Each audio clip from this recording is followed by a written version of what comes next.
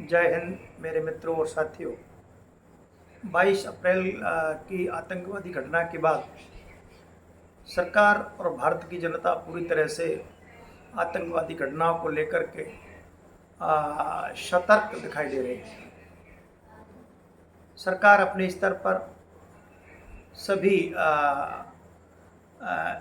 जो नितांत जो उपाय हैं उन पर विचार सरकार कर रही है।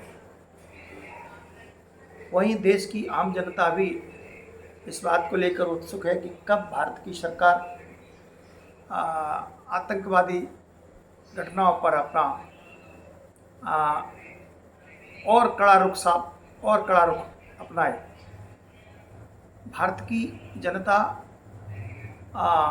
में पूरी तरह से सरकार के प्रति निष्ठा है और सरकार की नीतियों को लेकर के पूरी तरह से आशान्वित है कि सरकार आतंकवादी घटना को लेकर के सरकार बहुत गंभीर और कड़ा कदम उठाएगी। लेकिन लगातार 22 तारीख से लेकर के आज 30 तारीख है, लगभग 5 से 7 दिन के बीच में सरकार की लगातार आतंकवाद और पाकिस्तान को लेकर के लगातार बैठकों का दौर चल रहा है। कहीं गृह मंत्री राजनाथ सिंह, गृह मंत्री अमित शाह और कभी रक्षा मंत्री राजनाथ सिंह की बैठक, तो कभी विदेश मंत्री एस जयकिशन की बैठक कहीं।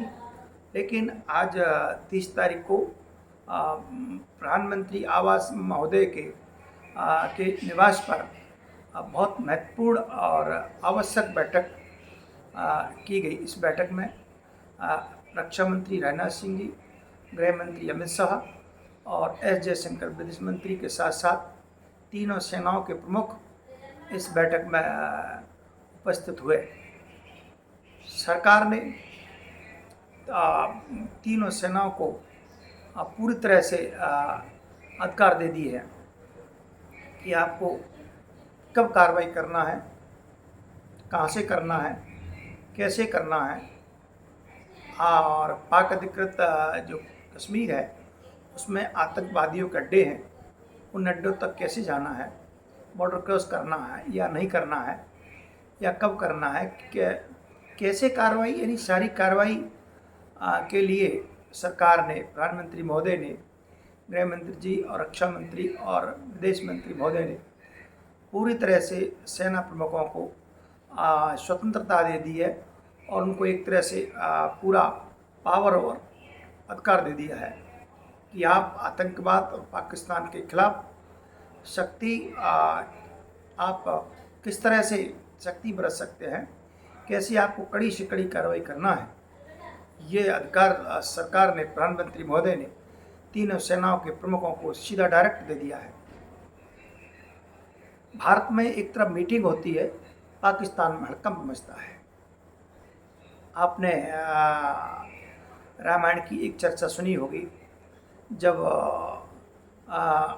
राम जी लंका आ रहे थे तो श्रीलंका में, लंका के भीतर बड़ा बेचैनी का माहौल था और जो शगुन जानकी हुई वो अशगुन मंदोदरी को हो रहे थे। तो इसी प्रकार से भगवान राम का यह देश है, हिंदुओं का यह देश है और यहाँ सनातनियों का यह देश है। ये एक सीमा के भीतर तक अत्याचार सहन करता है। जब सीमा से बाहर अत्याचारों के बढ़ जाते हैं तो वह भगवान राम की तरह अपनी सेना को सजा करके और विद्रोहियों पर, आतंकियों पर, अत्याचारियों पर बदला लेने के लिए भारत की सेना बिल्कुल पूरी तरह से तत्पर रहती है, भारत की सरकार तत्पर रहती है। और जिस तरह से सरकार ने सेनाओं को फ्री हैंड किया है, सेना प्रमुखों को, यह बहुत बड़ी बात है। दूसरी तरफ पाकिस्तान का ये हाल है कि वहाँ के प्रधानमंत्री, वहाँ के सारे मंत्री पूरी तरह से गिड़गिड़ा रहे हैं, अपनी रक्षा की भीख मांग रहे हैं। कभी चीन से निवेदन करते हैं तो कभी यूएन में जाते हैं। और पाकिस्तान के पूर्व प्रधानमंत्री नवाज शरीफ ने शहबाज शरीफ को कहा कि आप भारत से युद्ध की कल्पना मत करिए, भारत से पंगा मत लीजिए। उन्होंने डायरेक्ट अपने भाई को कहा है कि भारत से युद्ध करने की गलती न करें। और वहाँ वैसे भी पाकिस्तान अपने अंदरूनी मामलों से इतना खोखला और कमज़ोर हो गया है। सिंध में प्रोटेस्ट आज़ादी को लेकर के, बलूचिस्तान में BLA अपने आज़ादी के लिए कड़ा संघर्ष कर रही है। और मुझे लगता है भारत के अटैक के बाद अथवा भारत की कार्रवाई के बाद पाकिस्तान के 2 से 3 टुकड़े हो जाएंगे और पाकिस्तान विश्व के नक्शे से पूरी तरह से अलग तक पड़ जाएगा। और दूसरी भाषा में हम ये कह सकते हैं, पाकिस्तान नाम का कोई नाम निशान नहीं बचेगा। पाकिस्तान देश के नाम का कोई नाम निशान नहीं बचेगा। पाकिस्तान की स्थिति बहुत ही दयनीय है।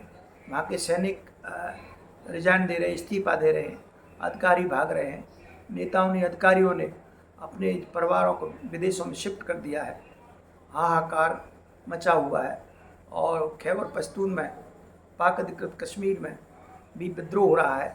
और सिंध में कल पानी को लेकर के ज़बरदस्त प्रोटेस्ट हुआ। वहाँ पानी की बड़ी गंभीर समस्या है,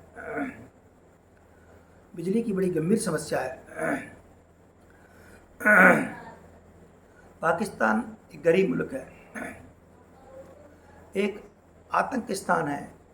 अब वो बहुत जल्दी रेगिस्तान बन जाएगा। भारत से पंगा लेकर के, भारत से टकरा करके उसने बहुत बड़ी गलती की। 71 में जब हुआ तो भारत ने पाकिस्तान को विभाजित करके नया बांग्लादेश बनाया। और सन 71 का भारत नहीं है, ना सन 65 का भारत है, ना 99 का भारत है। ये भारत 2025 का भारत है। और इस समय देश के भीतर राष्ट्रवादी सरकार भारतीय जनता पार्टी की सरकार है। ये सरकार आतंकवाद, टकराव और बिखराव के प्रति सख्त से सख्त कार्रवाई करने के लिए बेचैन हो रही है। और भारत की सरकार, भारतीय प्रधानमंत्री ने इससे पहले भी अनेक कदम पाकिस्तान के खिलाफ उठाए हैं, लेकिन आने वाले समय में भी बहुत बड़ा होने वाला है। और सरकार आतंकवाद और आतंकवादी संगठन के लिए और पाकिस्तान पर सख्त से सख्त कार्रवाई के लिए गंभीर है। लेकिन हम अंतर्राष्ट्रीय स्तर की बात करें, अंतर्राष्ट्रीय स्तर पर भी पाकिस्तान अलग थलग पड़ गया है। आज चीन और टर्की के बाद पाकिस्तान के पास कोई नहीं है। OIC संगठन का कोई मेंबर उसके पास नहीं है। सारे के सारे सऊदी अरब, ईरान भारत की बात कर रहा है, अफगानिस्तान भारत की बात कर रहा है, US भारत की बात कर रहा है, UN भारत की बात कर रहा है, UK भारत की बात कर रहा है, रूस भारत की बात कर रहा है। यानी यूरोप और अफ्रीका के जितने भी देश हैं, सभी आतंकवाद और पाकिस्तान के खिलाफ हैं। भारत को डायरेक्ट और इनडायरेक्ट पूरी तरह से सपोर्ट और समर्थन कर रहे हैं। तो इस आज के इस वीडियो में इतना ही। कल किसी नया विषय को लेकर के आपके सामने उपस्थित होगा। तब तक के लिए आप सभी को प्रणाम। जय हिंद, जय भारत, जय श्री राम।